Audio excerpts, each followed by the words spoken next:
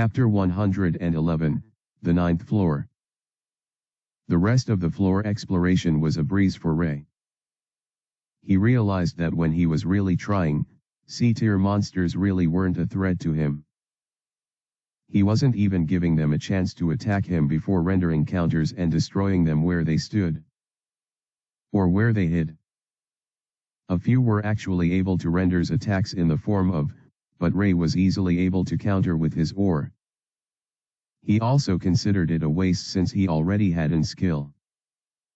They both functioned the same, and were in the same tier, so there was really no need keeping the skill he got from the monster. By the time he arrived at what was supposed to be the boss room, he was already level 25. Status window.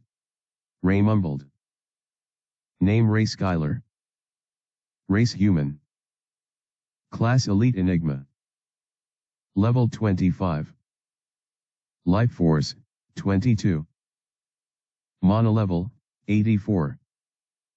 Combat ability, 30.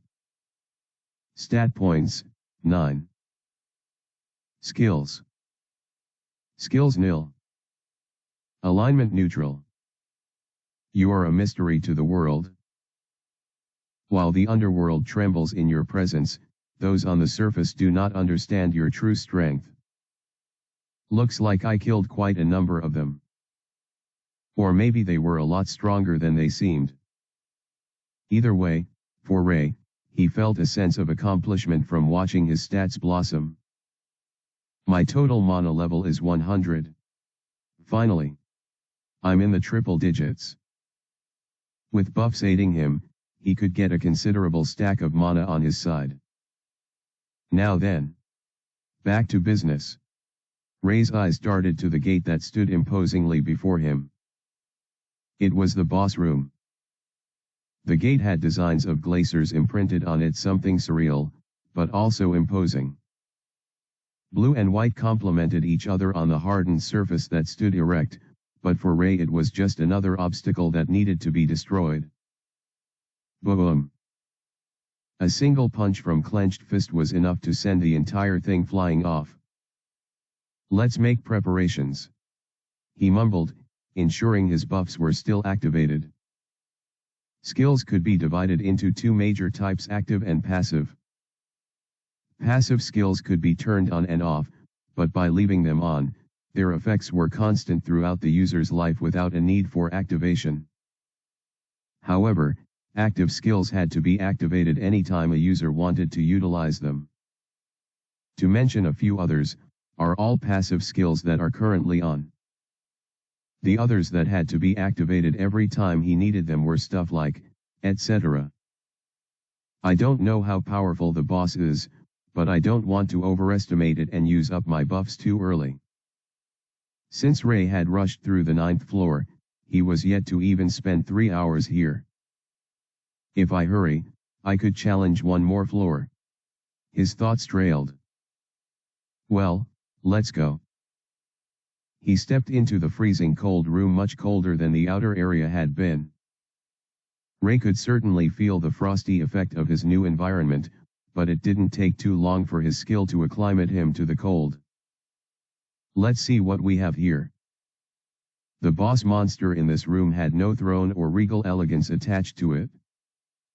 It was simply an extremely robust Bigfoot who had a giant halberd that seemed to be the very personification of ice. This boss wasn't as tall as the boss monkey monster, but it seemed much more muscular than the latter. It also had a weapon, which made it far more dangerous. It stood before Ray, more like a warrior than a king. It must have some decent combat experience. I can't underestimate it, Ray thought to himself as he glared at the beast. Looking around him, he noticed the boss room was extremely spacious, designed to resemble an arena of sorts. Ray could see a decent amount of mobs standing behind the icy barrier that surrounded the stage where he and the boss stood. There were at least 100 of them, each with what resembled icy spears. They're not joining the fight? Why are they just standing there? Ray wondered to himself. His question was soon answered. Thump. Thump. Thump. The Bigfoots began to hit their spears on the frosty ground, all of them following the same symphony. The clattering sounds of their weapons loser end hitting the ground made a deep sound that echoed throughout the room.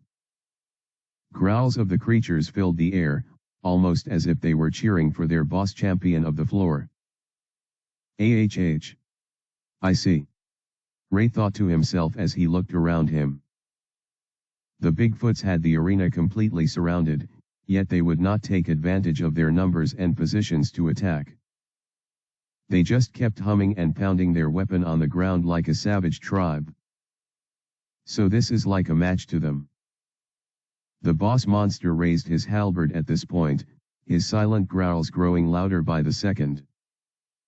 He pointed it at Ray, and then hit the bottom of the ground, as if trying to pass a message across. So they're intelligent too. I should have figured. However, compared to the hobgoblins, these monsters were unimpressive. The hobs would have used their numbers and strength to come up with better strategies than what these idiots were doing. How could they just watch as he faced their leader? This works fine for me, though. Ray didn't intend to waste any time dispatching all of them at all. Since I've advanced this far, why don't I use an S-tier skill? The particular skill he had in mind to use belonged to a girl he just recently had an encounter with. Belle. She was among the only 3 in the class who possessed an S-tier skill outside Ray, of course. And, out of all of them, she was the only one who had an attack skill in the S-tier. Adonis had. Alicia had. As for Belle, well. The boss took its stance, ready to charge at Ray and initiate its first attack. The growls of the surrounding monsters grew louder. Tension filled the air. And Ray.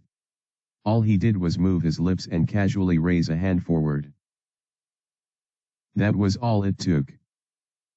1 second, the boss and its followers were excited for the bloodshed they were about to see. The next, they were rendered into chunks of white meat. The sharp gust of wind that blew all across the room cut through everything around. The giant halberd into chunks of ice, and the robust boss became blocks of dead flesh. Its blood sprayed everywhere at the same moment that all the cheering Bigfoots also found themselves dead. None of them even realized it on time. They were dead before they knew what was happening. And with that, Ray looked around to see the gleaming monster cores around. It's a wrap. Chapter 112, Early Arrival. Once Ray was done collecting all the monster cores, he heaved a heavy sigh. As misty breaths escaped his lips and nostrils, he could clearly see the gateway to the next floor. The doorway existed at the furthest end of the ring, almost as if it was being guarded by the boss Ray had just defeated. That was his next destination. I leveled up 3 times just now. Ray mumbled, realizing just how much EXP he must have received from the boss and his minions. With every level up, it got increasingly difficult to do so again. Considering the fact that Ray had leveled up a total of 5 times before reaching the boss room by killing hundreds upon hundreds of Bigfoot monsters.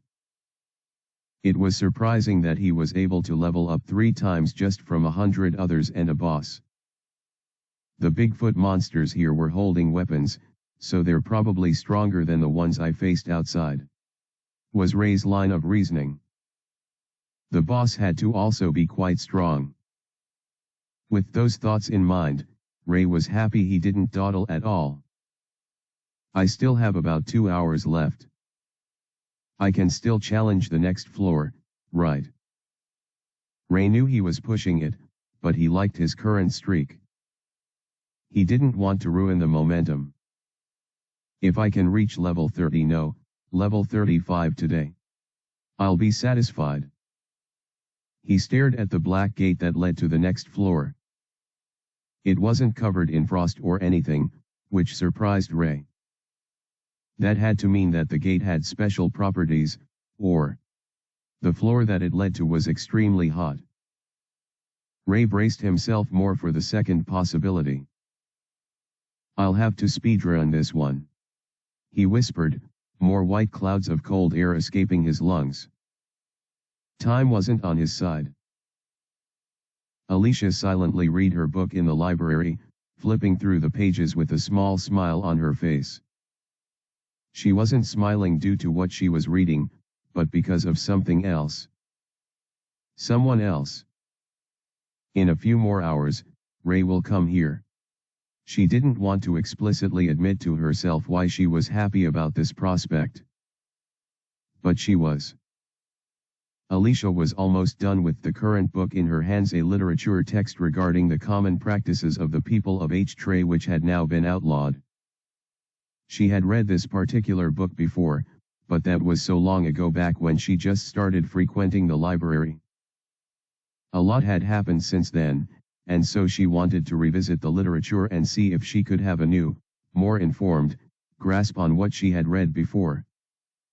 So far, she had encountered a bunch of mundane things like the outlawing of eating certain foods out in the opening. This was done to ensure proper sanitation of the streets and to prevent dirtying the roads. However, this rule only applied to highbrow areas like the capital. Places such as the Adventurer City were exempt from this regulation. A couple of financial limitations and transactional oversights were also mentioned in the book. These concepts might have been too complicated for Alicia to grasp in the past, but she understood a lot more now. In a way, she found this whole thing funny. Why was she learning so much about a world that she intended on leaving very soon? Maybe when I get back, I should write a novel about all of this. As she chuckled, a dark thought suddenly appeared in her mind. Ray doesn't want to go back. Ha! That thought was enough to cause her bright smile to diminish. Before she could dwell on it too much, though, she quickly brought her attention back to the book. While there were a lot of mundane, inconsequential regulations recently placed on previously accepted practices, there were still a few that were big deals. One of them was slavery. It's hard to believe that the kingdoms used to practice slavery up till even a decade back. The catalyst for stopping the slave trade was the rising conflict between the humans and other races, as well as the most important one yet: the rise of the dragons. Once the dragons invaded, and the human kingdoms began to band together, a lot of reforms were made. One of them was the abolition of the slave trade. According to the book, there were still some who engaged in the slave trade, both buying and selling. However, they were considered among the highest kinds of criminals in the United Human Alliance. They usually operated in secret deep in the inner recesses of the black market. This is just awful. Selling humans as a commodity. It seemed no matter the world, the stain of slavery remained in their history. Thankfully, it wasn't legal anymore. If it was, I'd have some issues with this place. As Alicia had these thoughts, she noticed someone enter the library. It was a familiar presence she could spot from a mile away, and seeing him made her smile return almost instantly. Ray. Yes, the boy she had been thinking of for so long now entered the library and instantly spotted her. What's he doing here so early? Ray usually came to the library in the night. She still didn't know what he did in his spare time, and while she had been meaning to ask him about it, Alicia didn't think it was the right time. Hi. Ray said with a smile as he approached her. Strange. Whenever Ray got close to her, she usually had one single thought. He smells nice. However, this time was different. It wasn't like he smelled or anything, at least, Alicia didn't want to think he did, but he just didn't have the same ambience. Hi. She responded with a smile regardless. Want to hang out?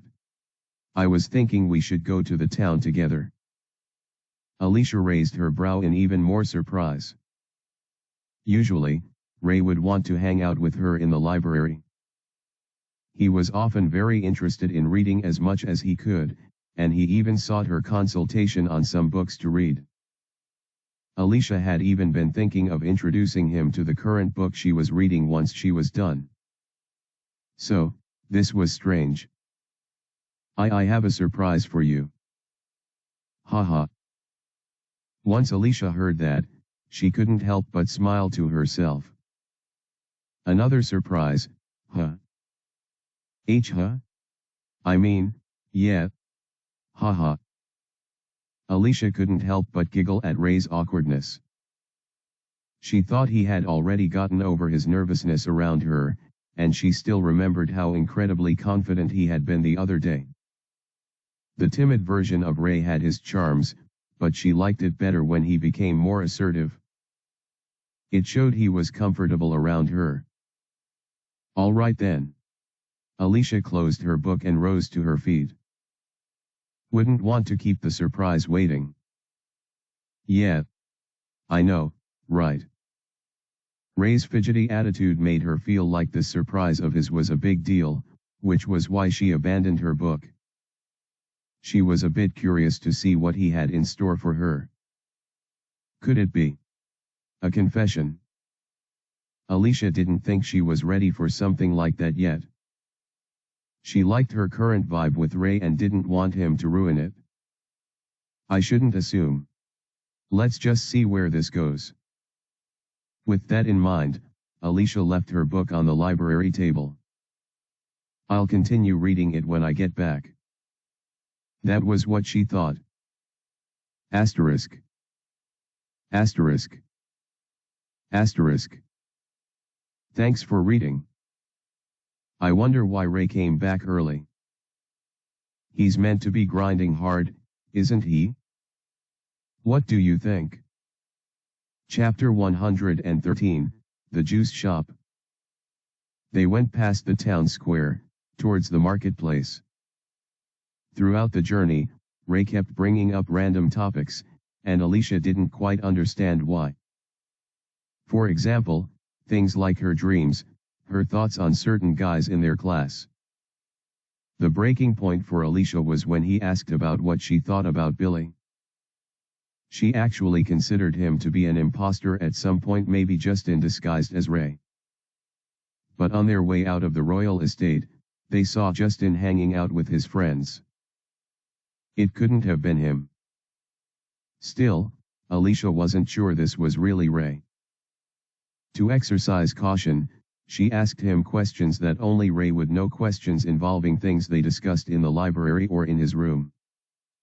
How many cats do I have in my grandparents' house again? Was a good example. And every time. Every single time. Over 37, right? Ray knew the answers to her queries. It had to be him. So why is he being so weird? She wondered to herself. Perhaps this whole surprise thing had him all worked up. That was Alicia's excuse for him. The two of them eventually went to a shop that sold the best fruit juice around, according to Ray. She didn't know he had been exploring much of the city, especially since he never told her about it. I would have liked to know. Or even come. Alicia's thoughts trailed. But she quickly shrugged it off. The shop was more like a restaurant, with tables and chairs set in multiple places. For a place meant to be the best, it was scanty at best. A few men were seated in certain corners here and there, but there weren't more than 7 of them. They all had big jugs of juice in front of them, but the liquid contents were almost full to the brim, showing that they had barely been touched. Is Ray really sure about this place? Alicia wondered to herself as she scanned her surroundings. She saw a few men taking sips, but they were hardly making pleasant expressions. Instead, their hardened faces seemed distracted. Some even stared at her a few times. Ray. I don't really feel comfortable here, she whispered into his ears. She just had a bad vibe about the place and worried for the safety of both of them. However, he just casually shrugged it off. Don't worry. It's always like this. There's really nothing to be uncomfortable about. The way he waved off her concern felt unlike Ray. Almost too insensitive. But Alicia decided to trust his words. They had come all this way for the surprise anyway, so she decided to get it over with. Although she didn't think she was in much of a mood for anything. They got a table pretty easily, and once they sat, someone came to attend to them. What would you like to have? The woman who asked this had a plain face and a somewhat shabby appearance. She held a piece of paper in one hand and what appeared to be a pen in the other. Once Alicia focused on her hand, though, she noticed her hands trembling. Hey, are you okay? Your hands are trembling. Her voice echoed concern as she asked the waitress. The lady in question expressed shock. She probably wasn't expecting Alicia to notice, talkless of asking. As a result, she was too stunned to speak. Oh, she's fine, Alicia. Let's just make our order and... I wasn't asking you, Ray. She quickly shot him a distasteful look. This was the very first time she had felt this way towards him. It almost felt like repulsion, the kind she felt for certain kinds of guys. She didn't think Ray was such a person. Could I have been wrong? Is he finally showing his true colors after all this time? She asked herself. No. No, she didn't want to believe that. I just have a cold, that's all. Nothing too serious. The waitress' voice woke Alicia from her thoughts, prompting her to return her gaze to the nervous-looking woman. Maybe she's shy, or it's her first week working here. Alicia was still concerned, but she didn't want to cause more of a scene since most of the few men in the shop were already looking in her direction. All right then. Get well soon. Thank you. Alicia smiled sweetly, but that expression quickly died down as she turned to Ray, who was smiling intently at her. She might have felt some measure of bashfulness if she saw this a few hours ago, but now she felt a little annoyed. Why don't you pick something for me? You know this place best. Alicia sighed, taking her gaze away from him to look around once again. Oh, okay. Then you should try their strawberry shake. It's the best. Really? Yep. I just tried it out yesterday, and it was fantastic. Yesterday, huh? Alicia's thoughts trailed as she reined her gaze to Ray. You seem pretty excited about this place and what you got yesterday, yet you didn't mention it to me at all when we spoke last night. Well. I was eventually going to. Really? Alicia could see from Ray's expression that he was lying. Why? Is it because of the surprise? Either way, she didn't like it one bit. She never expected him to lie to her, even under these circumstances. That's why he's the one I trusted most among everyone here. He was someone she could be honest with, and she thought he saw her as the same. But now, Alicia didn't know anymore. Here you are. 2 strawberry shakes. As the waitress brought a tray that held 2 medium cups of the same liquid, Alicia felt it was too fast. Don't they take longer to make these things? She pondered. She gave Ray his own strawberry shake, to which he didn't respond to with any smile or words of courtesy. He just kept looking at her like a creep. I really don't like this. Alicia had the mind to leave the place and return to the library to finish her book, but she decided to simply wait for the surprise. Perhaps this was simply a manifestation of the vestiges of feelings that she still had for the boy before her. The waitress proceeded to give Alicia her cup when, all of a sudden, Ah! The waitress slipped, causing the cup to nearly topple over and splash its contents all over Alicia's casual outfit. Before it could do so, though. Whoosh! Ray swooped in like the wind and caught the cup, shifting Alicia's chair so not even a drop of the splattered juice reached her. The waitress, unfortunately, wasn't saved. AAHH. I deeply apologize. I'm sorry. So sorry. She nearly sobbed as she remained on the ground. Alicia thought she looked pitiful, and her powerless state struck a chord within her. And no, it's fine. What do you think you're doing? Ray's voice suddenly echoed, exuding sheer rage. Alicia had never seen him this way. You nearly spilled the cup. You nearly stained Alicia. Are you retarded? Hearing those words proceed out of his lips, Alicia found her heart in a deep state of shock. And then, the thought surfaced in her mind again. Is that really Ray? Asterisk. Asterisk. Asterisk. Thanks for reading. I'm sure a bunch of you must have figured it out by now, so I will not pretend anymore. Hope you enjoyed the chapter. Chapter 114, The Big Reveal. Is that really Ray? Alicia's stunned expression as she stared at the aggressive scowl on Ray's face was downright obvious. She couldn't hide it anymore. Get up. Don't try to play the victim anymore. That's enough. Alicia yelled out, a glare now imprinted deep into her face. Alicia, don't mind me. I'm just telling this. Save it. I don't want to hear anything from you. Alicia raised her hand and walked past Ray, completely ignoring his lame excuse for a reason. She walked towards the waitress and knelt beside her, holding two of her trembling hands. It's fine, don't worry. I'm not mad at you. The lady seemed immensely surprised by Alicia's kindness, and even Ray appeared stunned from behind her. Alicia no longer had any business with him, though. Please stand up.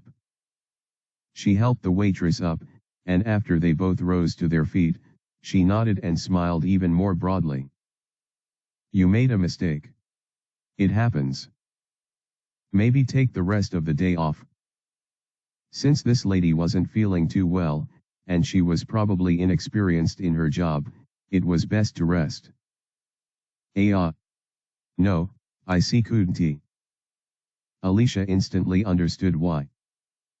How could I have been so stupid?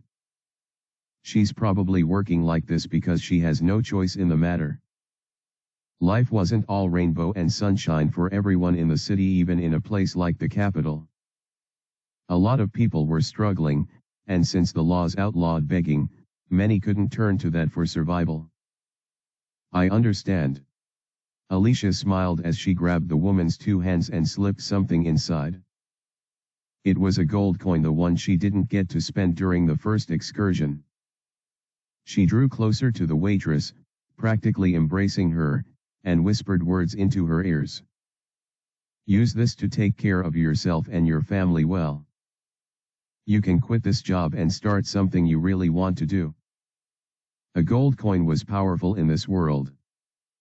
Alicia knew full well the value it had, and she knew the waitress, a native of this world, understood as well. Alicia could feel the lady tremble, and she thought she saw tears as well. Just go. Okay. Don't make a fuss about it. The lady nodded and Alicia took a few steps back before nodding at her with a look of support. Whatever venture you want to start. I wish you good luck. Alicia watched as the lady went away, entering the same staff-only place where she got their juice from. Perhaps she was going to tender her resignation and leave for a better life. That was her hope for her, at least. Now, where was I? Alicia turned back and saw Ray standing behind her, his expression sullen. It seems he already recognizes what he did was wrong. In all honesty, Alicia felt like leaving the shop that very instant. She wasn't even interested in whatever surprise he had to show her. She merely wanted to get out of this dreary place, and out of his sights. But the least I can do is drink the juice that she brought for me. Alicia didn't know if it was the lady who prepared it. She probably wasn't, considering the fact that she was sick and clumsy. But, since she was my waiter, I should respect her service by at least trying out the drink. Sit, she told Ray, and she took her seat. He obeyed and went to where his hair was, pushing it closer to the table. Alicia adjusted her displaced chair as well. Just so you know, I'm not staying for you. Once I'm done with this drink, I'm out of here. She took the cup.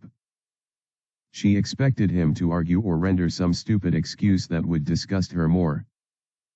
Somewhere deep within Alicia, she actually hoped he would give her a reason that would convince her. That would make her see him the way she used to. But Alicia doubted that would ever happen. There was really no reason for anyone, especially someone like Ray, to be an asshole to a powerless woman. Especially since he understood what it meant to be weak and looked down on. What are you going to say now? Let's hear it. She nearly rolled her eyes as she took a sip of the juice. It was sweet. Too sweet. I understand. Ray's echoed in her ears, his words surprising to hear. He wasn't whining or trying to make excuses. It seemed he truly recognized what he did was wrong. At least you can see that.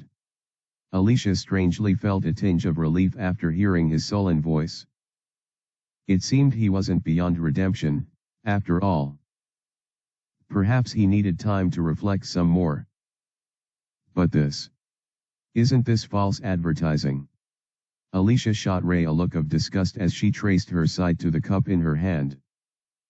The red liquid in her cup slushed around as she glared heavily at it. This stuff is hardly a decent fruit juice, talk less of the best. Alicia had tasted smoothies and juices back on Earth, and they also existed in this new world. The otherworlders were treated to the best kinds of meals, so it didn't come as a surprise that she got to drink some every once in a while. In her opinion, the stuff back on Earth tasted better. Still, it wasn't like the fruit juice in H-tray tasted bad or anything. But this is just bad. Alicia didn't think it was fair to compare a local juice shop to the stuff she had the privilege to drink in the royal palace. However, even by normal standards, what she was drinking didn't feel like a good drink. It was nowhere near the best. She struggled to down a few more gulps out of respect for the waitress, but after that, she was done. Any more, and she would feel sick. I think I'm due any. As Alicia jumped to her feet, a sudden wave of nausea hit her. She felt something hot rising within her stomach, and everything around her suddenly started to get blurry. What? Her eyes spotted Ray, who was still seated in his chair. Ray. What's happening to me? As she felt her body collapse, a pair of strong arms grabbed her. They felt strong and rough, not the kind that Ray would have. It didn't have to be this way. The voice that whispered into her ears felt oddly familiar, but because of the faint echo that rang in her ears, she could quite place it. All Alicia knew was that she hated the sound. But this is all for the best. After she heard all that, she fell unconscious, completely disconnected from reality. And the dark reality that awaited. A teenage boy traded his fingers through his dark brown hair as he held his beloved with a single hand. His muscular physique made it obvious that he was a strong warrior, but his obsessive blue eyes were tainted, unbefitting of a noble knight. As he hungrily eyed the unconscious girl in his arm, the same way a starving predator would its prey, he smiled widely. You're finally going to be mine. Alicia. Asterisk. Asterisk. Asterisk. Thanks for reading. Billy has issues, but it looks like he's leveling up in his own way. Chapter 115, Billy's Grand Plan. After the events of that fateful night, the night that he witnessed Alicia's betrayal, Billy only had one thought: to make Alicia his no matter what. He threw away his noble code and whatever vestiges of pride that were left within him. The self-control that held him back snapped, and now that he was unhinged, he could see the light. Billy knew what had to be done. He reached out to Eval's Redart, and they both reached an agreement. He would lure Alicia to the agreed-upon location, and that was where the deed would take place. The only reason he was successful was due to the effects of the ring he had in his right finger, the ring of deceit. All he had to do was touch Alicia with it once, and he would be able to turn into whoever she trusted most. Earlier that day, he took the first step and brushed past her, using the ring to touch her skin. She noticed it instantly and shot him a disgusted look, but Billy knew it was only because she was confused. She misunderstood his intentions. "This is all for your own good. For the good of both of us," was what he thought of any time he remembered her reaction to him. She was simply confused, too confused to see that he was the perfect guy for her. But soon, that would all change. The entire shop was occupied by his allies, subordinates of Eval's Redart. Their purpose was to act as mere enjoyers of the shop and also to act if anything went wrong. The shop owner had already been settled according to Eval's, so Billy figured he already had the guy's permission to use his place of business. With everything going well, all according to plan, Billy didn't expect his plans to nearly be ruined by an incompetent waitress. He would have hit her if Alicia wasn't present. However, since she was around, Billy thought he would just let her go by saying a few words. Apparently, that was too much for Alicia. He still remembered the look of disgust that she shot at him. It tore him inside. However, if he had any consolation, it was this: she thinks I'm Ray, so it's Ray she looked at like that. There's no way she'd look at me that way once this is all over. Billy was secretly happy about how everything went down. Why? Once I'm done rescuing her, she'll despise Ray so much and she'll love only me. Yes. We'll be a power couple. That was the plan. Eval's Redart had proposed a kidnapping scheme, where Alicia would be the damsel in distress, and he would be her hero. I'll have to let her endure a bit of torture, though. Nothing too severe. Once she reached the brink of despair and desperately needed someone, that was when he would appear. Billy was going to save her from her horrible kidnappers and become her savior. And no one can say no to their savior. He grinned. She would love him as a man, and she would see his mighty power as he got rid of her torturers. He. He. He laughed silently, raising Alicia so she could sit on the table that she so abruptly stood from. Hate Ray. Love me. That's all I. Looks like it's done. I was worried there for a second. Me too. Whew. Nice work, Sir Billy. Billy was approached by the men who had played their part well as the extras in the shop. Thanks to them, Alicia didn't really suspect anything. It was nothing. Billy grinned, noticing that each man was still holding their jug of juice. Let's celebrate. One yelled out, jugging down the liquid contents of his massive cup. Yeah. Everyone followed and did the same. Billy felt it was all weird, but he figured this was how the locals behaved. Yeah.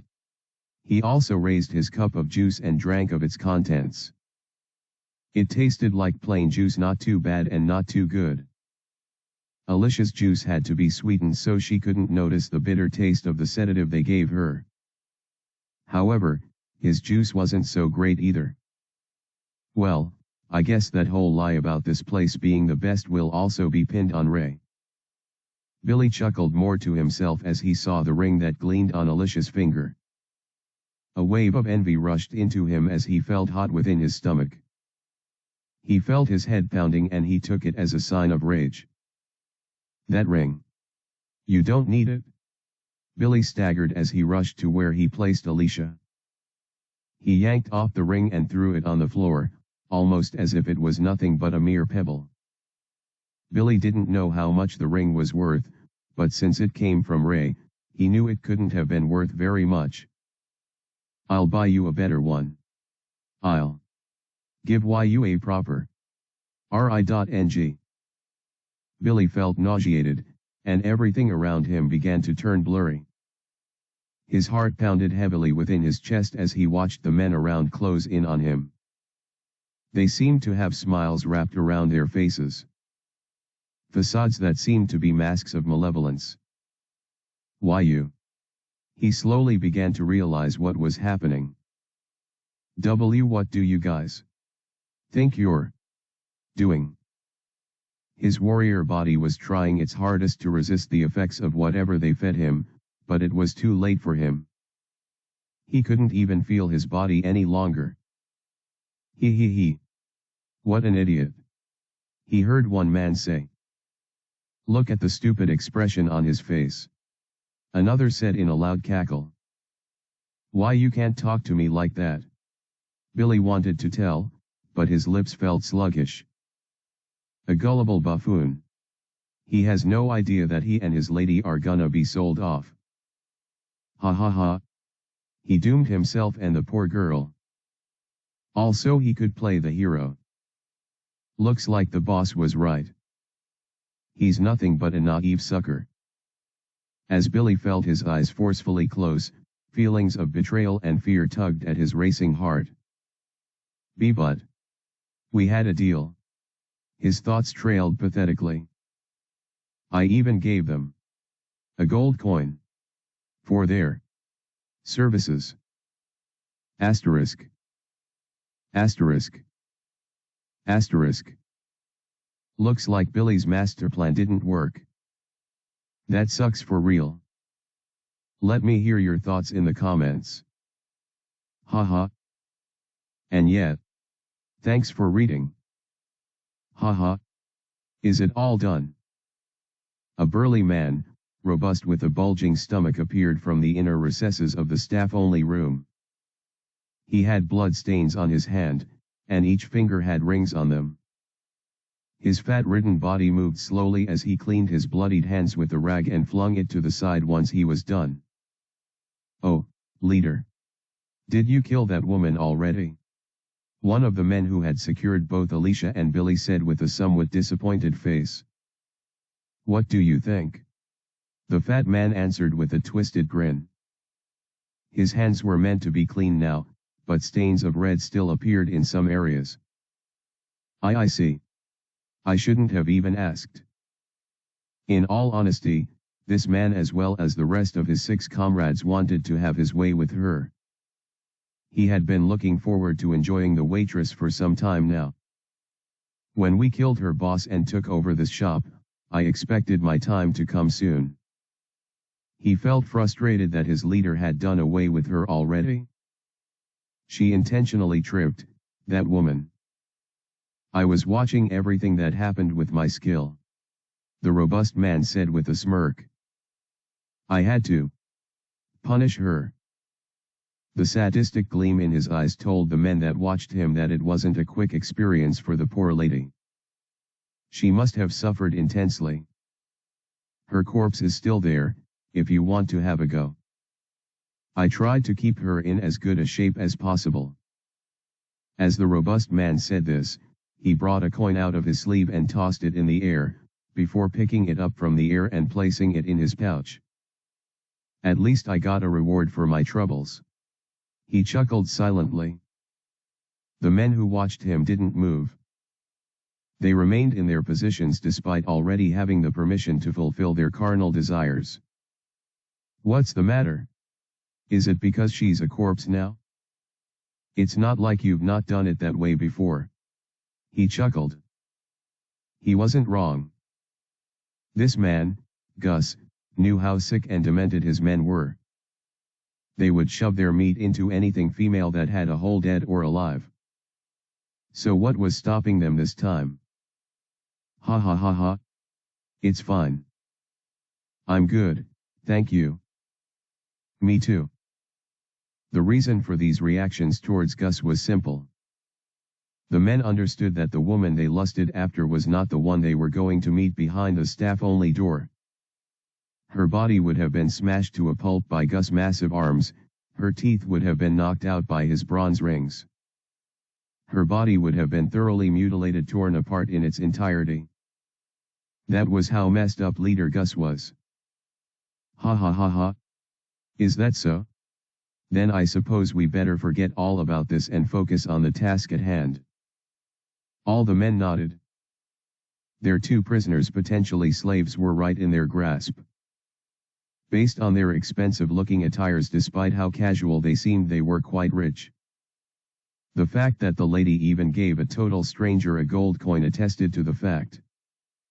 These men could have simply kidnapped them and waited for ransom from their families.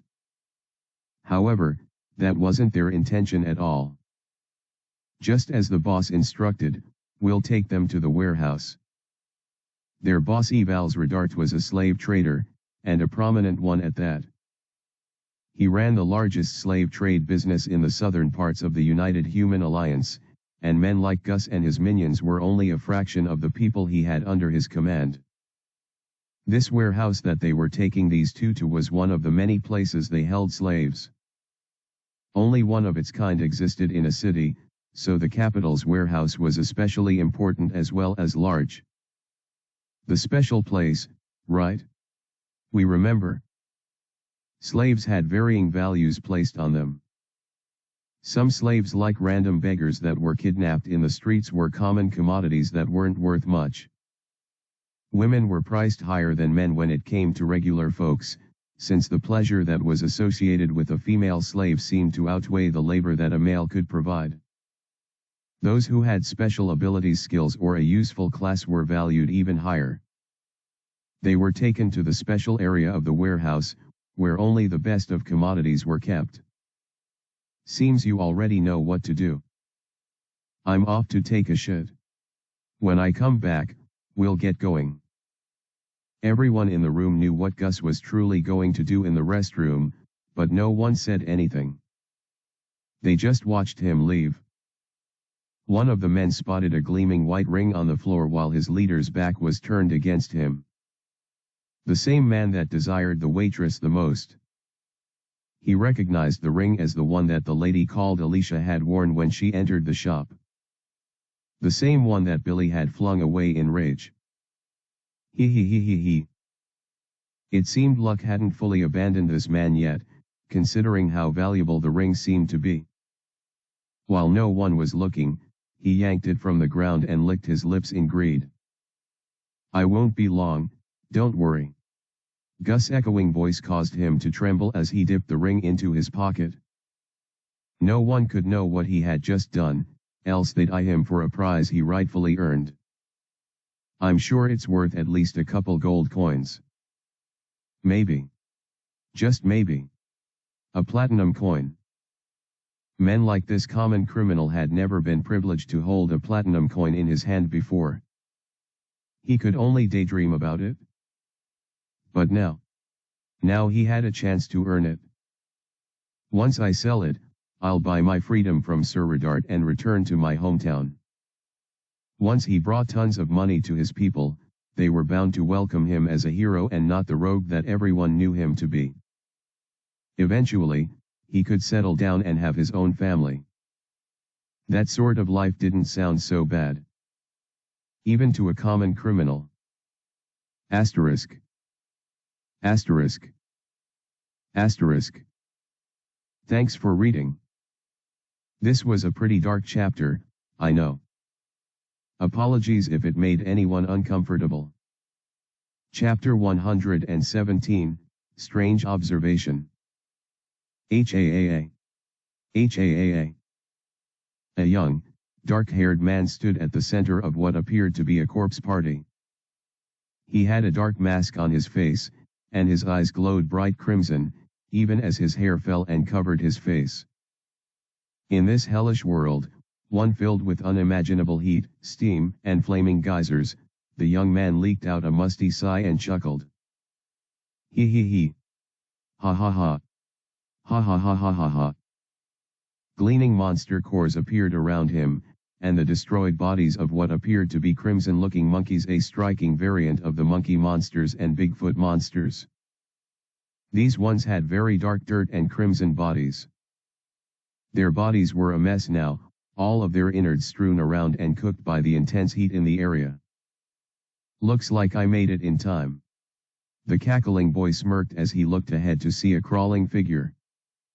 The boss monster, a massive crimson Bigfoot, was trying to crawl away after 3 of its 4 total limbs had been severed. Right now, it only saw one option. Run. Unfortunately for the beast, not even that was a viable option. The boss monster suddenly lost control over its battered body, feeling itself get pulled back despite all attempts to advance. It screamed at the top of its lungs for help, but foolish. There was no one to listen. Jiguruk.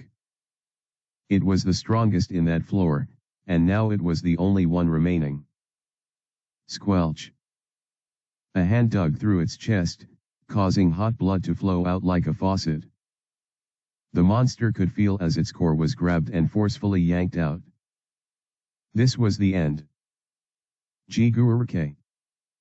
It couldn't complete whatever pitiful words of plea it had to offer before it completely lost its life. All its life, this creature never thought it would die this way. It had always assumed that it would live long enough to challenge the ice dwellers who dwelled a floor above them. But now, that was too late. Or perhaps it was a dream not worth having, to begin with. The light in the boss monster's eyes went out as it plopped to the ground, splashing heated blood all around. Alive, it was the most powerful of its people, but in death it was nothing but a mere chunk of meat among many others. All right, then. Once I pick up these cores, I should be done. He was impressed with himself for what he had achieved thus far. If there was one problem, though. Level 33, huh? It's not bad, but I wanted level 35 at least. Ray shrugged it off and smiled brightly. I achieved a great deal today. If I continue at this pace, I should be able to grow considerably more powerful. And in the end, that was what mattered most. Night met the world of H-Tray, and the royal estate was no exception to this. As crept throughout the castle walls, light crystals that were affixed on the pillars that stood in several locations began to glow. This source of illumination, very similar to street lights, ensured that no one felt too wrapped around in darkness even on an evening stroll. Despite this special feature, hardly anyone could be seen in the estate's vast compound at such a late hour. The only ones that walked about were the guards on patrol, as well as one particular student, Ray. He had barely made it for curfew, and after tending his pass at the gate before entering, he jogged inside the castle's embrace. Home sweet home. Ray mumbled, realizing just how much he had gotten used to this place. It wasn't just him, though. Everyone in their class had already gotten accustomed to this world in their own way. Ray almost considered it scary at this point. Still, he took his mind off the topic, instead focusing on what his plans were for the rest of the day. First a good old shower. And then the library? He could already feel a smile forming on his face as he strolled past a few guards while thinking about hanging out with his friend. I better hurry, then. Ray felt a smile tugging on his face as he approached the library. After a long hard day, this was always the place that gave him solace. Not just because of the books, though he enjoyed feasting on them, especially these days. No, it was due to someone else. Alicia. Ray's surprised echo filled the library as he looked around the library and didn't find anyone present. He went to Alicia's favorite spot, and all he found was a closed book on the table. Strange. Alicia never left a book lying around, so it surprised Ray to see something like this on her table. First time for everything, I guess. Maybe she went for a short stroll. There was also the possibility that she went to the restroom, though Ray didn't want to imagine that scenario for some reason. I guess I'll just see what she was reading while I wait for her. Ray sat on the chair that was right beside Alicia's and opened the book to start reading. Okay, something is definitely off. Ray thought to himself. Even after waiting for an hour, no, it was probably even more than that, Alicia had still not showed up. It felt concerning, but Ray didn't want to overthink. Perhaps Alicia simply forgot her book here and went back to her room to relax. Yes. That was probably it. But why does that feel unlikely? I should probably just hang around here for a while longer. Ray felt so distracted by her absence in the library that he couldn't focus on the book. He just skimmed through the pages and read a few things in each page before flipping it. And just like that, another hour passed. Okay. Maybe I should go too. Hey, Ray. Are you there? A voice suddenly echoed at the entrance of the library as someone walked in. Isn't that Adonis? Ray's eyes nearly popped open for a moment, but he quickly shrugged off his surprise and stood from his position. Just as he thought, he met Adonis approaching his table in the library. Something has come up, Ray. You'll have to come with me to the living quarters. Asterisk. Asterisk. Asterisk. Thanks for reading. Chapter 119, Bad News. Ray and Adonis didn't speak another word to each other until they got to the living quarters. Once they opened the door, everyone was already waiting for them in the living room just as Adonis had said. However, it wasn't just the students. Conrad and all the 4 other members of the Royal Council were present. Lucielle was also around. What's with their expression? They don't look so good. That wasn't all that Ray noticed as he walked in, though. He looked hard at the crowd of students before him, counting only 24 instead of 26, minusing him and Adonis. He didn't see Billy in the crowd, which surprised him since he was always a stickler for the rules. However, much more concerning for Ray was the other person who seemed to be absent. Alicia isn't here. The fact that he didn't see her in the library also meant one thing: something happened to her. What's going on? Is she fine? As he looked at the downcast expressions of the Royal Council members, as well as Lucielle, he could tell that his hopes were probably going to be dashed. A dark feeling washed over him as he took his seat and waited for the official words of the ones in charge. Please. Let it not be bad. Conrad swallowed his saliva as he stepped forward. As the Grand Master, it was his duty to address the otherworlders on behalf of the council. Normally, such a role came with more prestige than burdens. He even enjoyed the attention and felt important in taking charge. But now, things were different. The words he was about to utter weighed heavily in his heart as he pried his lips open to speak. This is a very worrying night. I have 2 pieces of bad news to give you. As Conrad sighed, he studied the faces of his audience. Most of them had defensive expressions, while a few others appeared genuinely worried. I need to handle this matter delicately. I would have preferred being more diplomatic, but the hero demands we be honest with the otherworlders. Adonis was the Alliance's biggest supporter. They couldn't afford to get him on their bad side. Tonight, two of your fellows Alicia and Billy missed curfew. As such, we tried to track them down using the royal badges we gave you, but encountered a problem. Conrad gulped as he struggled to finish his words. The badges have been destroyed. As such, we can't track them down. Royal badges were by no means delicate. However, they weren't particularly the strongest thing to exist. They're not something to break on accident. It would require deliberate effort to do so. And so, we are confronted with two options. Conrad continued, despite seeing the shocked and downright concerned expressions of the other worlders. One is that they both decided to defect from the alliance, cutting all ties with the royal estate, and the moment Conrad said this, an uproar arose from the crowd of students. What? Billy would never do that. Do you know how hard he trains? Maybe Alicia did, but not Billy. No, even Alicia wouldn't. Why not? She's strong enough to survive on her own, right? She has no connections here too. Yeah, she's always been a selfish one, hasn't she? Anyway, that can't be the case. Conrad ignored the statements made about Alicia, but he too agreed with the words of the students. Of all the people most likely to leave the royal estate for good, Alicia and Billy seemed like the last who would consider it.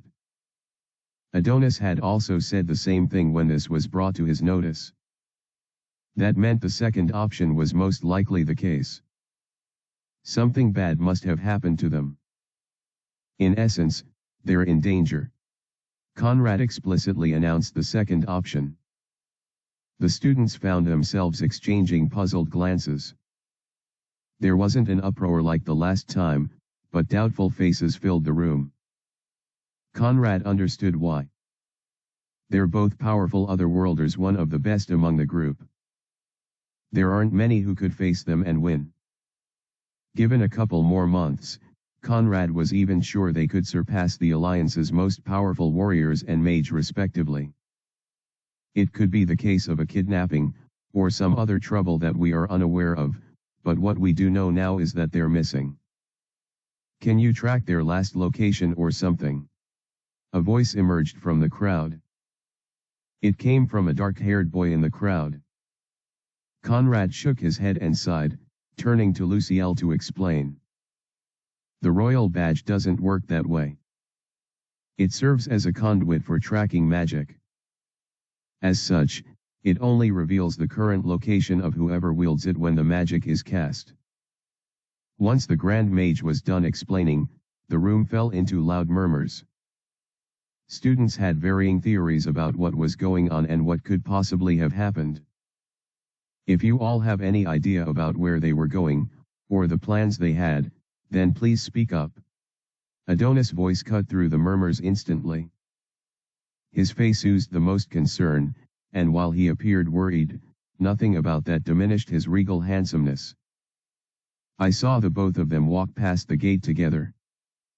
It seemed like they were going somewhere. Justin raised his hand and spoke as forthrightly as he could. He and his friends had been hanging out when they saw them.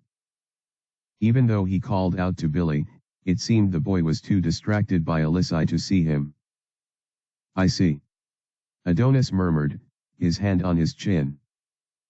Notice anything else? Not really. I know they were dressed casually and smiling together. I found it weird, 'cause I have never seen those two together before. Justin's words elicited more reactions from the students in the room. One student in particular, Ray, tried his best to hide his supreme shock. Thanks for the details, Justin. It's very much appreciated. Based on the information Justin provided, it was very likely that the two went on a date, or to a casual location. That ruled out some areas they would have searched. Anything else? A hand was slowly raised in the air, and Adonis sharply turned his attention to the one who raised it. Yes, Ray. Ray rose to his feet with a conflicted expression staining his face. He appeared very confused, but also certain about something. The fact that Alicia would never be caught dead with Billy. Alicia and Billy had a falling out the other day when we went for that excursion. I think it's strange that they'd be together. Hey. I know what I saw, okay. Justin raised his voice, slightly offended by Ray's insinuations. I'm not invalidating that. I'm just saying. And how do you know all of this? Because you're close to Alicia? Is that it?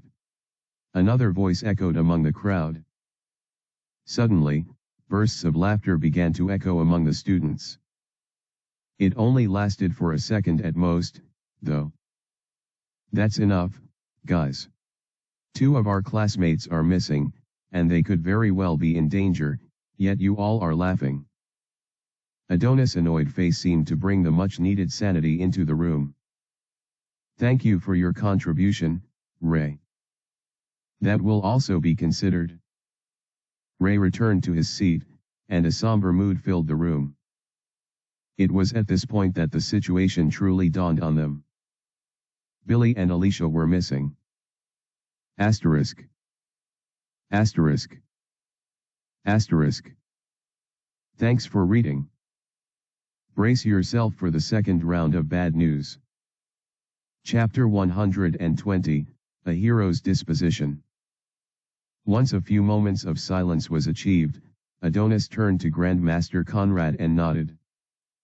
It was time for the second grave announcement to be made. The head warrior Brutus has yet to return from his expedition. This announcement didn't seem like much to the students, and to be honest, it wasn't supposed to be. We gave him and his men 3 days to complete their investigation, and it's only been 2 days.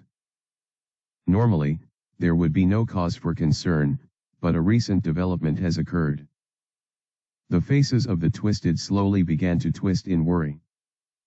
They could detect, from Conrad's tone and expression alone, that the matter was grave. His royal badge was also destroyed, but more than that. His life force is barely detectable. Lucielle slowly nodded solemnly as Conrad said this, her brows creasing to form wrinkles of worry on her usually clear face. As the Grand Mage of the Alliance, Lucielle had a lot of spells at her disposal. One was a spell to detect a person's life force. Of course, there were conditions to be met for this to work, such as Lucille's proximity and extensive knowledge on the person in question. As such, while she could not detect the life force of the 2 otherworlders who were missing, she could detect Brutus' own. And it was waning. He's dying. Or, at least, he's in a very weakened state. Upon hearing this, the students were appalled. They had been assured that the dungeon, despite being safe, wasn't a fatal choice. They were also told that Brutus and Lucielle would protect them. Yet, I was able to track his location, thankfully. He's at the very bottom of the dungeon, the last floor. Everyone's eyes popped wide open. The royal dungeon was rumored to have about 99 floors. How was it possible that the head warrior had reached the bottom floor in such a short period? It's not something that is possible by natural means. That means something is definitely wrong, perhaps the savage monster he was investigating. Lucielle muttered as she rubbed her chin. Savage monster? You didn't tell us about this. What monster? If it's strong enough to put Brutus in that state, then... Lucielle instantly realized the mistake she made by airing out her thoughts. Unfortunately, it was too late. The otherworlders began to whine and complain, their voices echoed around the room like joint cries of entitled children. Yes, they were scared. However, more than anything, they were angry. Angry at the Alliance for trying to make them descend into the dungeons despite how dangerous it was. They yelled about how their current training method was better, and how the alliance was going to unnecessarily make them risk their lives. None of the students, or at least, most of them, understand the rationale behind the alliance's decisions. They only saw the danger associated with the dungeon and began to spread their words of distrust. And with that came chaos. This is getting a little upsetting. A sudden pressure filled the room, causing everyone to be silent. Adonis stepped forward, his golden eyes flickering as he frowned deeply. Right now, our two classmates are in trouble. The man who taught us how to fight, and when to ensure our safety, is also missing. And all you can think to do is complain. Adonis had never used such a harsh tone before, so it shocked a lot of people who heard him. Do you all realize what you sound like right now? His words had no filter. Selfish scum. No one uttered a word of complaint or disagreement. Instead, surprise and fear consumed the faces of the students who watched. Right now, it felt like Adonis had finally snapped. I don't even care anymore. The students who aren't interested in helping out, or being at all useful, should just leave. Shock filled the faces of everyone in the room, even the members of the Royal Council. Hero, maybe that's a little too harsh, inconsiderate, unwise. No. I don't think so. Adonis sighed, exhaling deeply. His annoyed reaction remained, but the intimidating pressure he exuded began to dissipate. What this world needs are saviors, soldiers who are willing to see the bigger picture and fight for the greater good. Adonis wasn't wrong. The threat of the dragons increased with each growing day. The Alliance desperately needed capable warriors.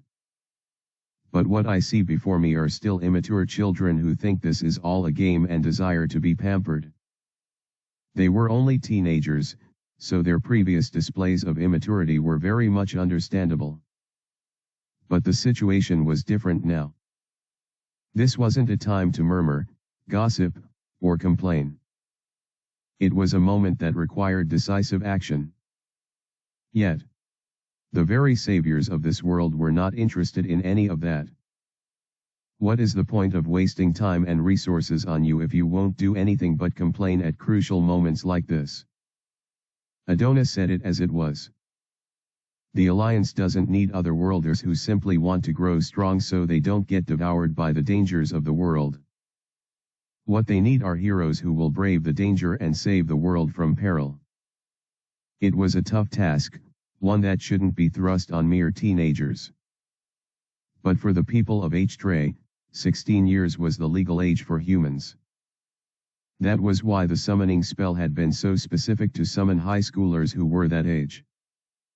The younger someone was, the more malleable they were to training, and the higher their growth potential would be. That was why the Alliance needed their saviors to be as young as possible, but also adults. Hence, 16-year-old teenagers. What they didn't count on, however, was the kind of otherworlders they ended up with. Selfish, entitled, problematic, and self-preserving young kings who would rather ditch the world in times of trouble than save it. By dawn tomorrow, a team will be selected to descend to the depths of the dungeon to rescue head warrior Brutus. Gasps echoed out as Adonis said this. I don't expect any of you to tag along, but I am going. If I cannot save just one person, or a group of people, from peril, how do I expect to save everyone? Right now, they were still unsure of the location of Alicia and Billy, which meant that the most urgent matter was Brutus' case. Especially since he was in danger of dying. And so, while a thorough investigation would begin that very night concerning the two otherworlders that were missing, radical action had to be taken in the dungeon. Luciel and I will lead the rescue team to save Brutus and his men.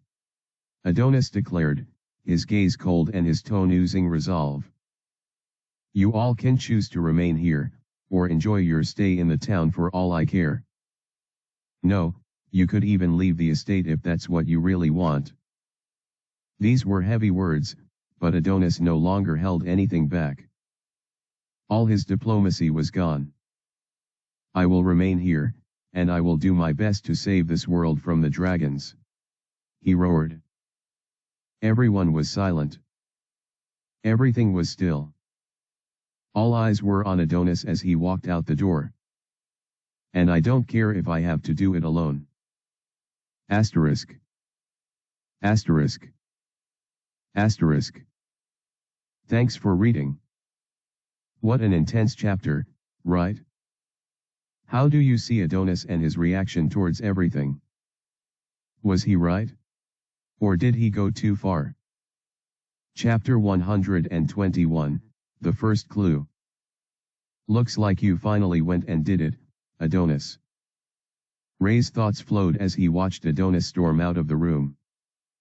Even though he expressed shock just like everyone else, Ray was actually smiling within. Don't blame yourself too much. This was inevitable. There was no way all of the 28 students would be equally useful to the cause. Most of them were going to abandon the alliance at one point or another. Ray thought he was probably being too pessimistic, but he knew enough about his classmates to tell that they weren't the selfless, altruistic type. They were merely teenagers who wanted to have fun, enjoy life, and live carefreely. The only reason they stuck around for this long was due to the perks of developing their powers and learning how to survive. Once they could no longer gain anything from the royal estate, they were bound to leave. It's unfair, but that's just how it is. Only a few were going to remain, and while not all of them had the purest of intentions, Ray felt like their motivations were enough. Even if I leave the royal estate, it'll be so I can focus on getting stronger. I don't think I'll ever abandon the people here. After all, Ray already knew within himself that he didn't want to go back to Earth. If this was the world he wanted to live in, then he had to help defeat the Dragon Emperor and keep everyone safe. To do that, though, he needed power. Then, there are a few others that I think won't leave. Trisha was definitely in the list, considering her personality and how much she valued growth and strength. She was definitely going to challenge the dragons, but not necessarily because of the people of this world. Belle was also on the list. She's crazy, but she's not stupid. She recognizes that her powers will be very useful in stopping the dragons, and she definitely desires to stop them so she can deal with Adonis and Alicia. As much as Ray disliked Billy, he knew the guy also wouldn't abandon this world. His desire to be accepted by people and seen as a chivalrous individual would drive him straight into the fire. Plus, he has something to prove to Alicia. Then, of course, there was Adonis. Ray already knew his personality, and based on what Alicia told him about their dear hero, he already knew Adonis would never abandon H-Tray. Hearing him proudly say it out loud now only cemented his already solidified belief. I'm not sure about the others. Alicia will definitely try to help, since she's a kind person, and she can see the bigger picture, but apart from her, I don't know about the others. Noah was a coward, so he would probably back out and hope that someone else defeated the dragons for him. Most of the students were like that too. They were probably thinking Adonis would lead the way and do most of the heavy lifting while they only watched from behind. The thing is, I don't think Adonis minds doing the heavy lifting. I think he just wants comrades who have his back. But most of these students were not those kinds of comrades. I'm sorry, Adonis. I genuinely don't know what's going on in your mind, but... Ray glanced around him and saw most of the students looking conflicted by all they had just heard. These people aren't the saviors this world needs.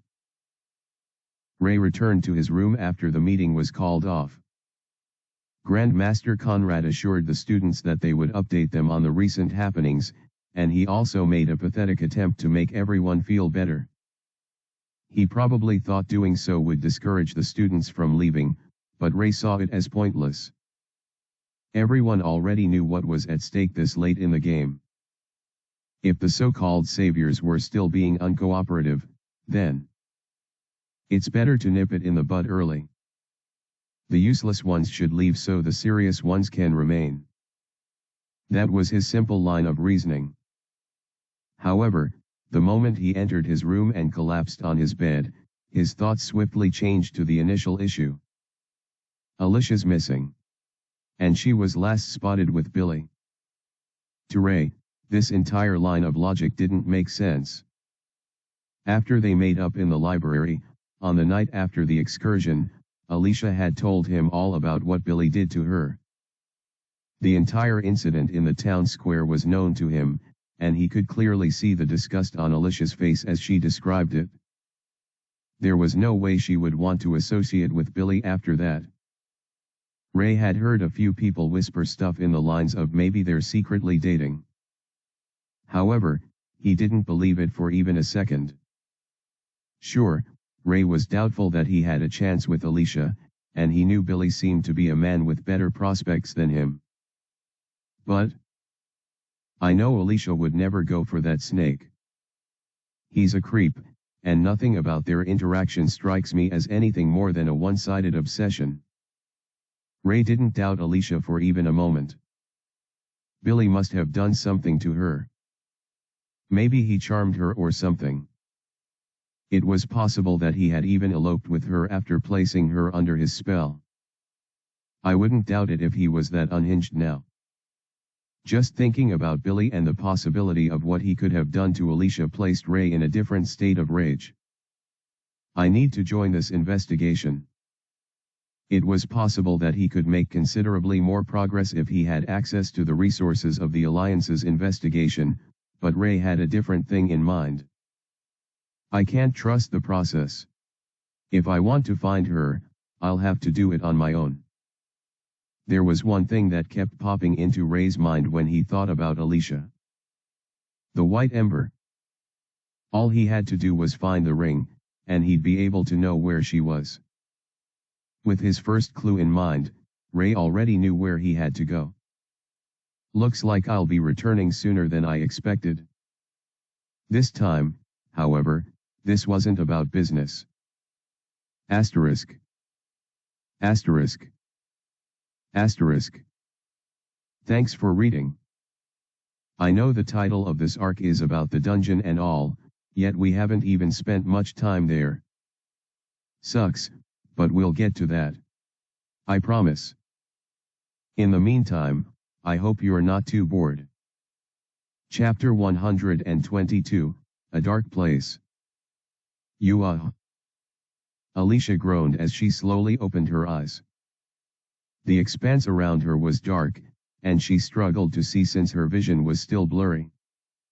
Accompanied with the surrounding darkness, her sight was a mess. She felt her entire body ache as her head pounded. Everything around and about her hurt, so it was painful just raising her eyelids. "You're awake." Huh. A familiar voice sounded right next to her. She recognized it instantly, though she couldn't properly see the face of who spoke. "Be Billy." As the whisper escaped her lips, she felt like her throat was on fire. She felt too uncomfortable to do anything without it hurting. What happened? Why am I here? Where is this place? Why is Billy? Before Alicia could complete her set of thoughts, chunks of her most recent memories began to flash in her mind. She remembered how Ray approached her in the library, and how they went to a shady shop. And then... no way. Alicia's eyes popped wide open as she winced in pain. I was kidnapped? Set up by Ray. No, that definitely wasn't Ray. Now that she was in this state, considering everything with the benefit of hindsight, she was 100% sure that the person she met wasn't the guy she knew and liked. It was someone else. Perhaps even. I'm sorry, Alicia. I really am. Billy's voice echoed in the area just as she was about to think of him as the culprit. So it was you. Her thoughts nearly echoed out through her lips. She felt rage rise up from within her, but it was quickly suspended thanks to the pain and discomfort that swelled throughout her body. I just wanted you to love me. To see me the way I see you. Alicia didn't know how Billy was able to talk so much when she could hardly leak out a few words without such stinging pain. It must be due to his stats and class. Alicia was jealous. If she could speak even nearly as much as he could, she would tell him to shut up. He tricked me and actually allowed both of us to be kidnapped. What in the world? As much as she was curious about why and how it happened, Alicia didn't think she wanted to hear it from him. The forgotten disgust she had was welling up, especially now that she remembered how he treated the waitress in the shop. Now that I think of it, everything makes sense now. Alicia always knew Ray wouldn't do the things Billy was doing, yet she couldn't disprove his identity.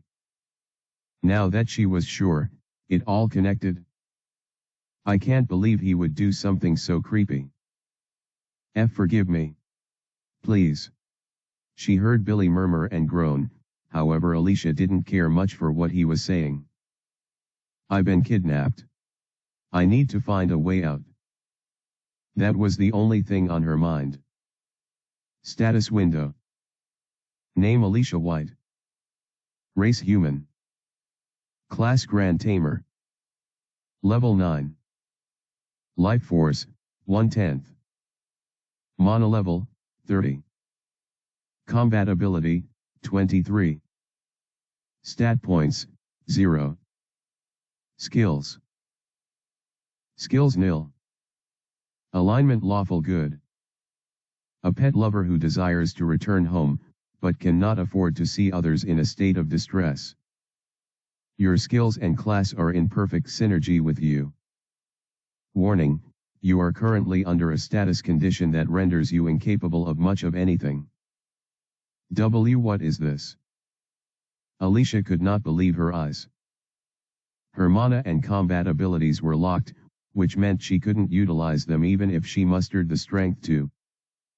She had never experienced anything like this before, so it took a while to wrap her head around it. You've checked your status, haven't you? I checked too. Billy's voice echoed to remind her of the obvious. We can't escape. Would you shut up?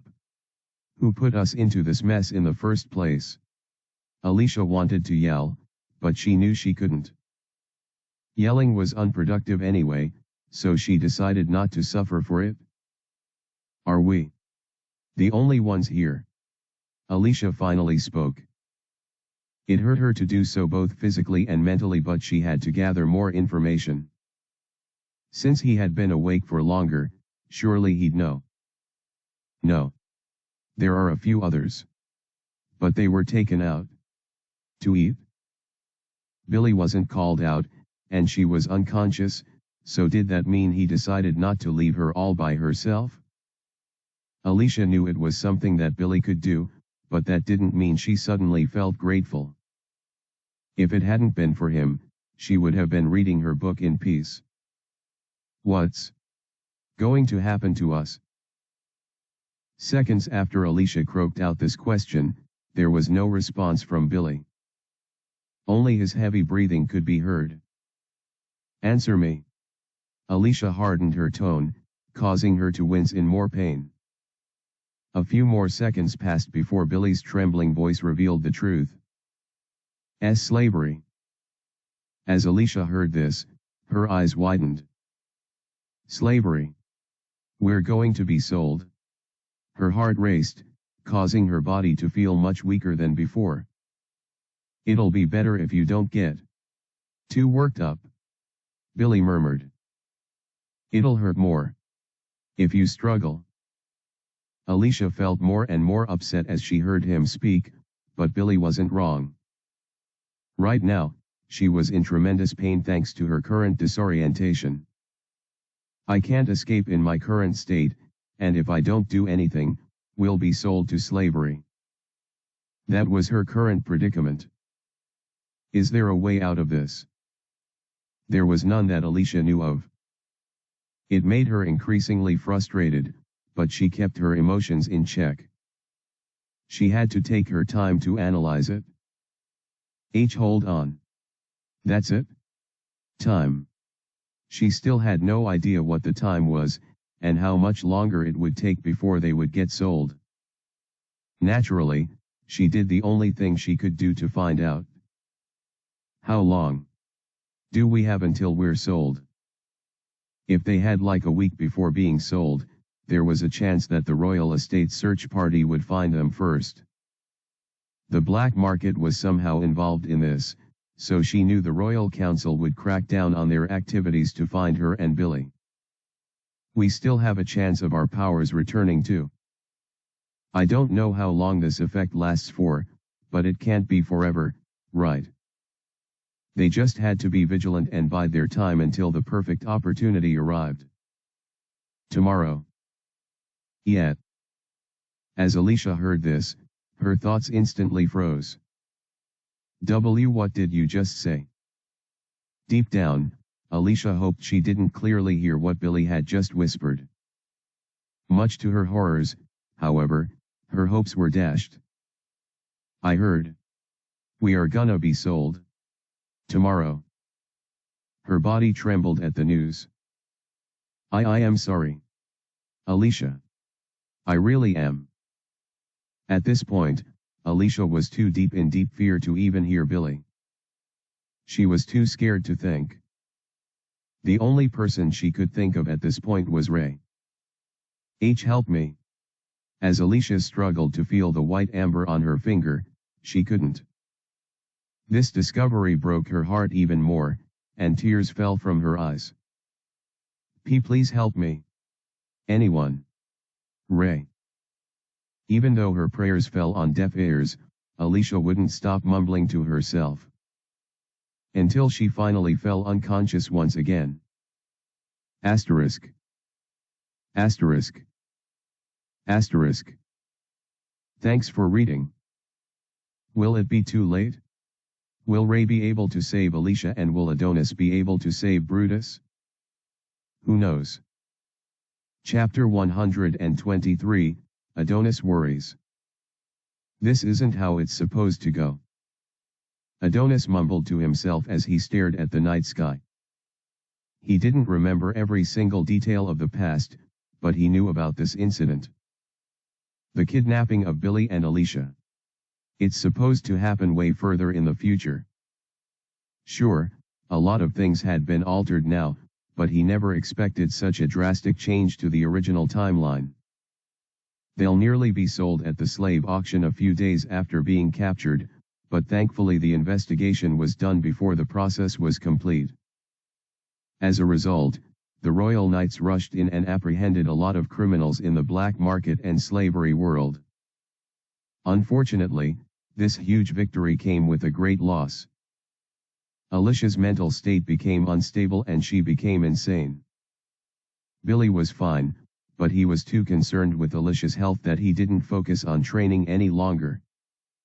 Eventually, Alicia's mental health deteriorated to the point that she eventually committed suicide and died.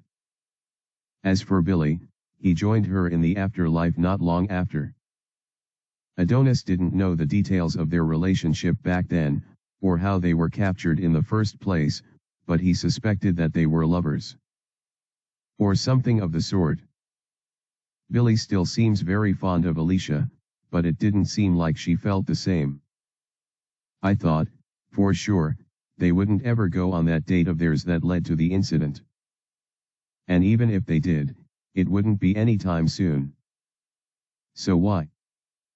Adonis felt anxious, the most anxious he had ever been since his regression. If he didn't act fast, the same tragedy that occurred last time would happen again. Like last time, it'll probably take a few days for the investigation to bring forth fruit. I just hope we can find them earlier this time.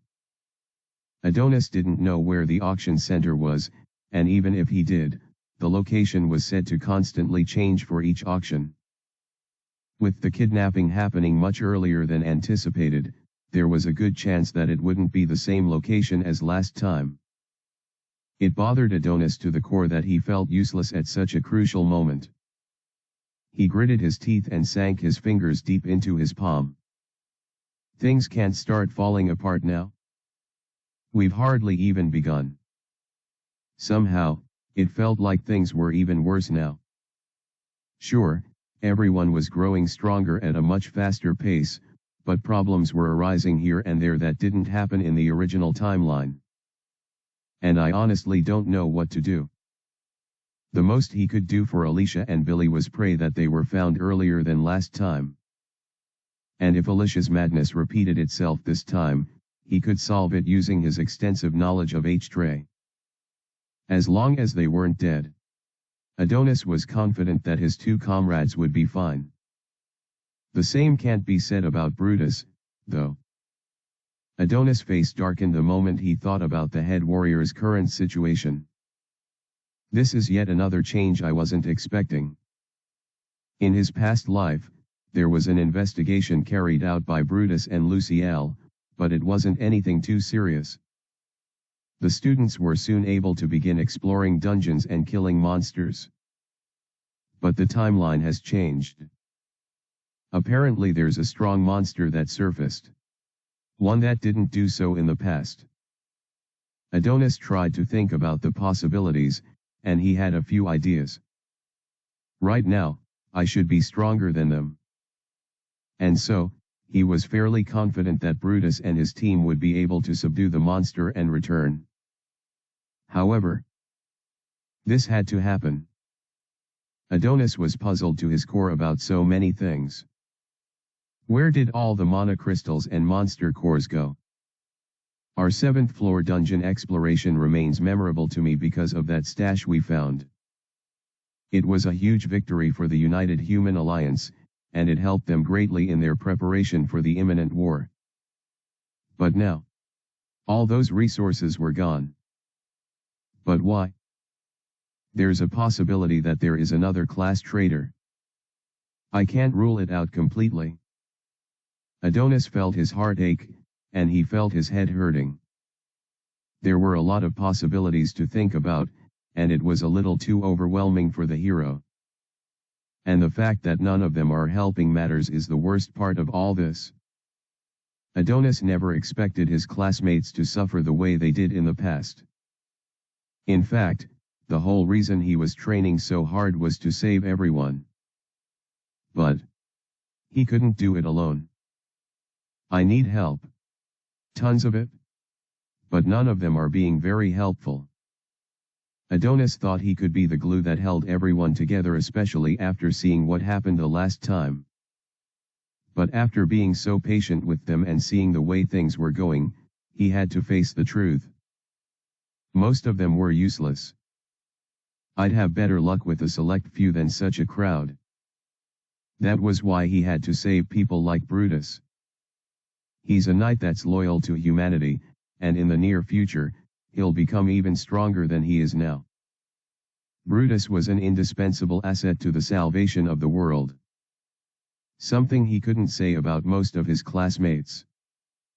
I have to save him. I have to save all of them.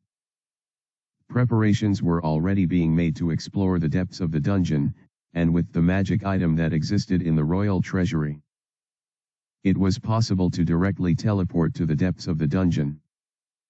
It's a one-use item, though, so we'll have to climb back up once we rescue Brutus. Adonis wasn't sure he was currently strong enough to face all the monsters of the lowest floors, but he didn't have to. If it's just escaping, I'm confident about that. Besides, he still had the item he got in the black market. He would have to alter his initial plan for it, but it couldn't be helped. If I use it to open a rupture in space to a top floor, we can use that to escape. Even if it was the 30th floor or something, Adonis was confident that it would be more than enough for the rescue to proceed smoothly. Adonis leaked out a heavy breath and closed his eyes. I'll have Luciel with me, at least. It'll be a close one, but we should be able to win. Asterisk. Asterisk. Asterisk. Thanks for reading. A lot of things are now beginning to converge. I wonder how it will all go down. Chapter 124, The Departure.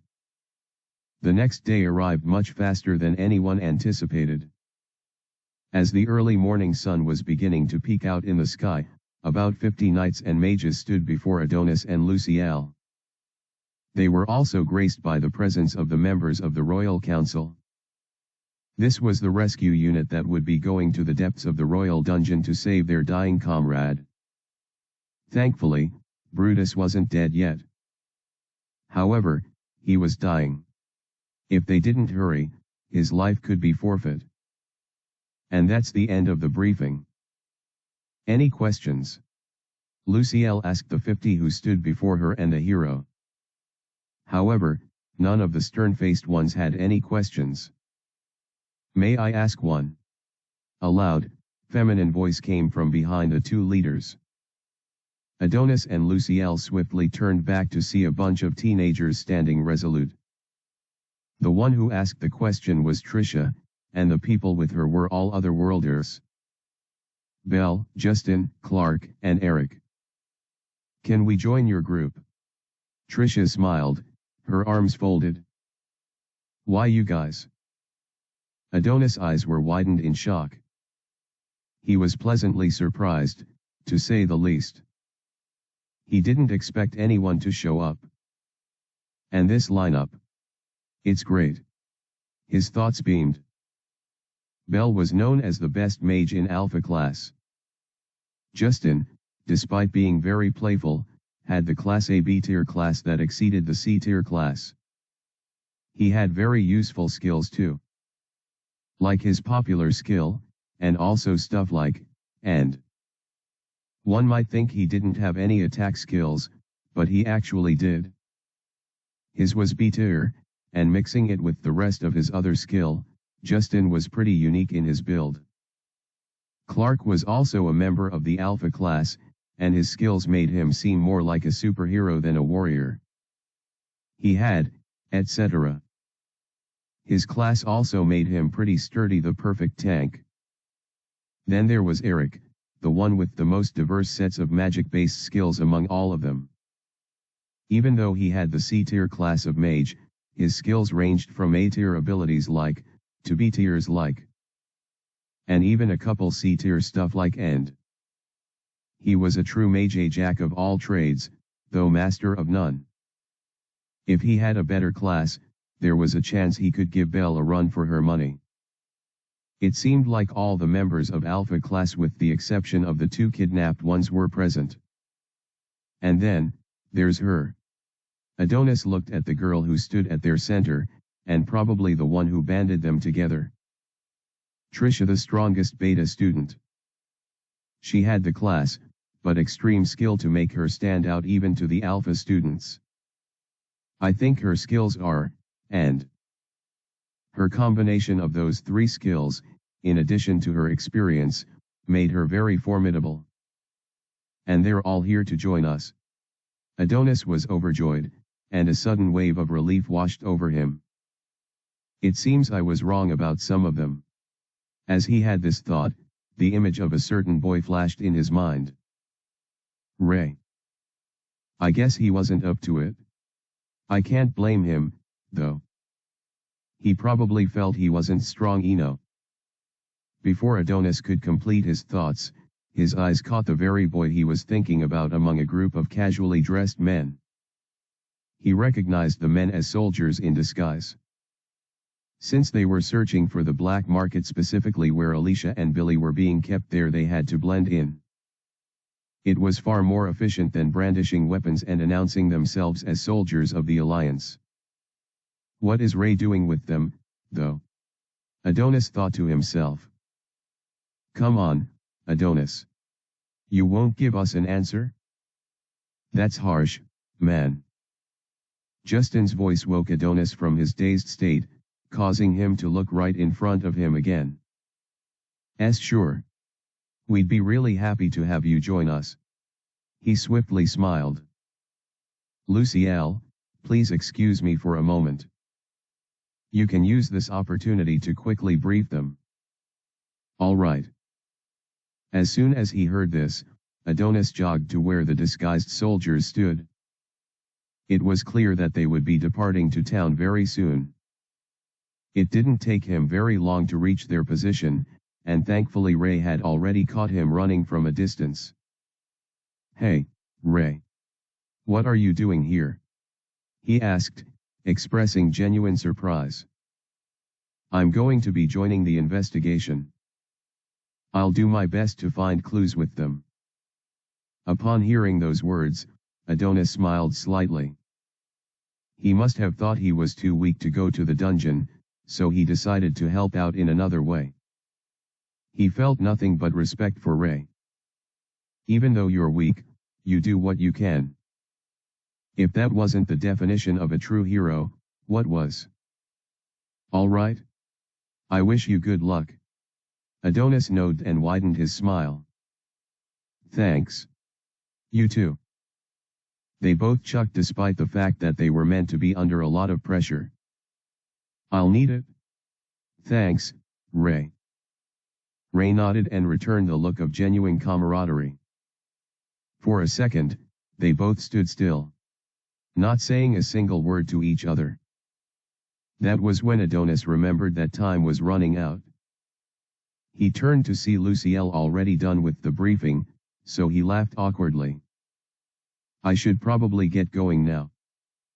Yeah, you should. The next thing Adonis did seemed to surprise Ray. Stretching out a fist towards the boy before him, Adonis smiled and whispered. Please find them. Ray nodded and knocked his own fist on Adonis, creating their first ever fist numb. Don't lose. Ray responded. They both weren't smiling any longer. Only expressions of resolve oozed from them. As the mages, knights disguised or not and otherworlders watched the two from their respective positions, the silence was deafening. Until Adonis broke it. I won't. They both parted ways after that, with Ray leaving the castle walls with his team, and Adonis returning to the group.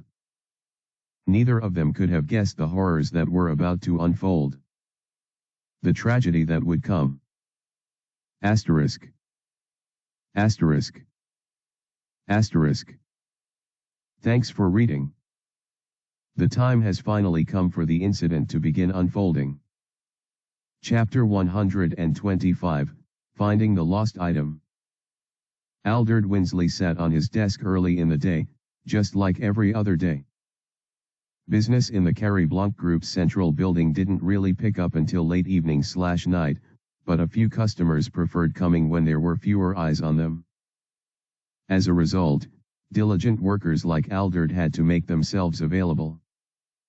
Alderd behind on his luxurious desk, taking care of some paperwork while waiting to be called for any special case. His hair was stylish, as always, and his formal attire was neat and properly to the utmost limit.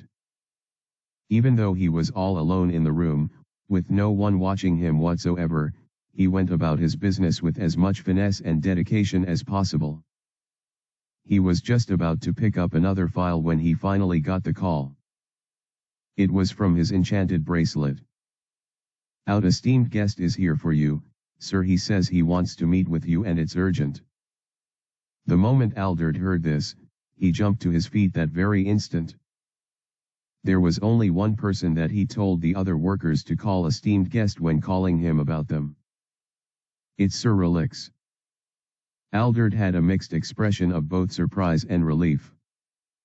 He was glad to see that their bestseller hadn't abandoned them, and he had even come sooner than expected. However, that didn't stop Alderd's surprise at the entire situation. After all, he only arrives in the afternoon.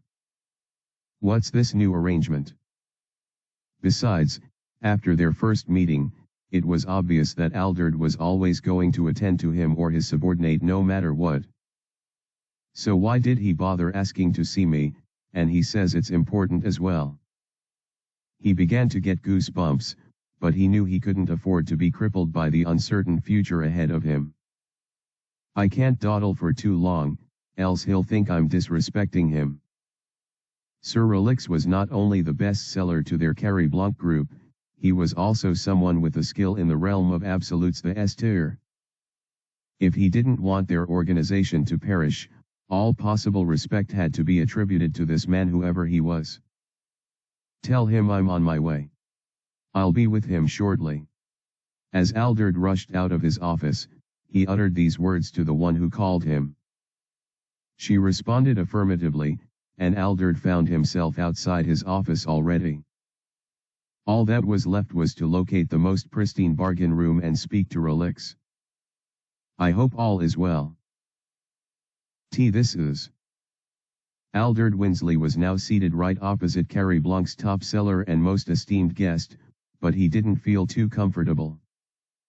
He fought very hard to keep his body from trembling, and he was sure that all the color had drained from his face. Why? Well, the answer sat right in front of him, in the form of Relix. This pressure is something else. Just by sitting and remaining quiet, Alderd could send an incorporeal pressure pressing against him. It was a power he could not define or explain. Was it a skill? Or was it just pure, unbridled bloodlust? Alderd didn't know. However, he did know that he wasn't the cause. Ever since I entered this room, I felt the pressure already. I do not believe I've done anything to insult or disrespect him. Even if he did, Alderd felt like the man before him wasn't the type to take offense at such things so easily. The strong didn't need to keep quiet about their dissatisfactions. They were often vocal about it. So what is up with this situation? Why is he being like this? As Alderd gulped down his saliva, taking one of the glasses of water that sat on a tray right atop the center table that demarcated then both, he noticed something. Relix began to move subtly, raising his head slowly so he could look him in the eye. Alderd braced himself for whatever was to come next. However, sorry to come here so early in the morning. However, I need something from your company. Relix's words were surprisingly calm and polite. It was almost like he was being very carefully gentle with his words. Honestly, Alderd was so relieved. What are you talking about, Sir Relix? You can come here at any time and always be welcome. Alderd knew that even if he was busy with another customer or seller, the moment Sir Relix was in the building, he would leave his earlier engagement to someone capable and attend to him. He was Carrie Blanc's golden goose and they didn't plan on letting him go anytime soon. What do you need? We will try our best to procure it for you. As he asked this, Alderd wondered if both Relix and his subordinate enjoyed the gifts they were given. He wanted to ask, but decided it wasn't the best time. Business came first. My ring. The white ember, it's missing. The moment Alderd heard this, his eyes twitched slightly. The person who was wearing it is also missing. I'd like to find them both. I hope you understand what I'm driving at. Alderd nodded slowly, his expression darkening slightly. Someone took his beloved and also had the audacity to take the ring from him. He couldn't believe someone like Relix was clumsy and reckless. He was probably not present when the incident happened. Yet he came here for a solution. So he already knows. Alderd made a nervous smile. This man really was too much. I understand perfectly well, sir, please come with me.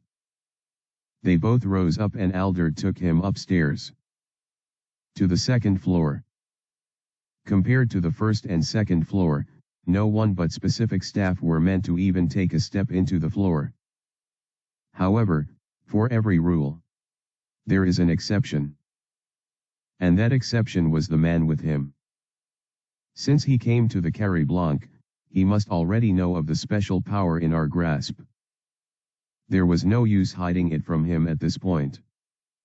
Our enchanted item tracker. The Carré Blanc Group's central building was a 3-story building. Its ground floor was used for commerce. Its first floor was used for brokerage and special transactions as well as the storage of regular items. As for the second floor, it was used for 3 major purposes. One was to store the best of products. The second was adding the finishing touches for these products. And as for the last reason, it lay behind the door that Alderd was about to open.